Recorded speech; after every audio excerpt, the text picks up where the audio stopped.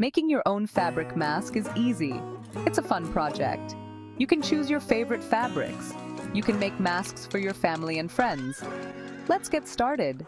You will need a few things to make your mask. Gather some cotton fabric. Choose a fun pattern. You will also need some elastic. This will help your mask fit snugly. Don't forget thread, scissors, and a sewing machine. First, cut 2 rectangles of fabric. Each rectangle should be 9 inches long and 6 inches wide. You can use a ruler and a fabric pen to mark the fabric. Then carefully cut along the lines you made. Section 4. Sewing your mask together. This is the crucial step where all your preparation comes together to create a functional and protective mask. Take your time and follow each step carefully to ensure the best results. Now, it's time to sew. This is where your mask starts to take shape. Make sure your sewing machine is set up correctly with the right thread and needle for your fabric type. Double-check your settings to avoid any mishaps. Place the 2 fabric rectangles together. Align them carefully to ensure that all edges match up perfectly. This will help in achieving a neat and professional finish. Take a moment to smooth out any wrinkles or folds in the fabric. Make sure the right sides of the fabric are facing each other. This is important because you want the finished side of the fabric to be on the outside of the mask. Pin the fabric together securely, placing pins every few inches to keep the layers from shifting as you sew.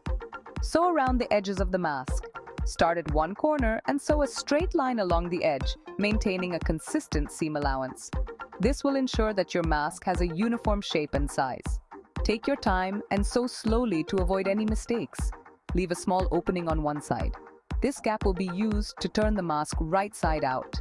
Make sure the opening is large enough to fit your hand through, but not too big that it compromises the structure of the mask. You will need this opening to turn the mask right side out. Carefully push the fabric through the opening, taking care not to tear the seams. Once the mask is right side out, use a pointed object like a chopstick to push out the corners for a crisp finish. Finally, press the mask with an iron to remove any wrinkles and to set the seams.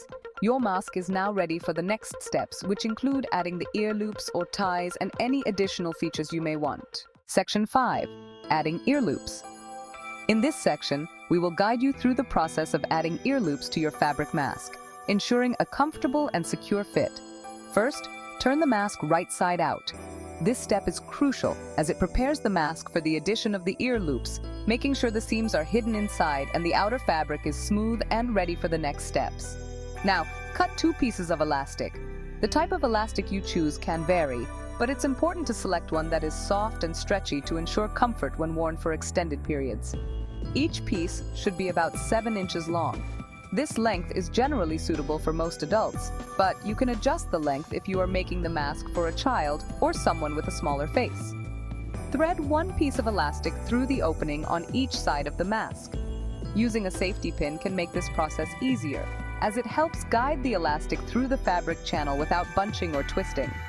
Sew the ends of the elastic together securely. You can use a needle and thread or a sewing machine for this step. Make sure the stitches are strong and tight to prevent the elastic from coming apart during use. Once sewn, the elastic will form a loop that fits comfortably over the ears, completing your mask. Section 6. Finishing touches and wearing your mask. This is the final step in our DIY mask making journey, and it's all about adding those last details to ensure your mask is both functional and comfortable. Almost done. Iron your mask to make it nice and crisp. This step is crucial because it helps to set the seams and gives your mask a professional finish. Make sure to use a medium heat setting and avoid any embellishments that might melt. Now you have a mask that fits you perfectly. Take a moment to admire your work. Notice how the fabric lies flat and the edges are smooth. This is the result of careful crafting and attention to detail. Remember to wash your mask after each use.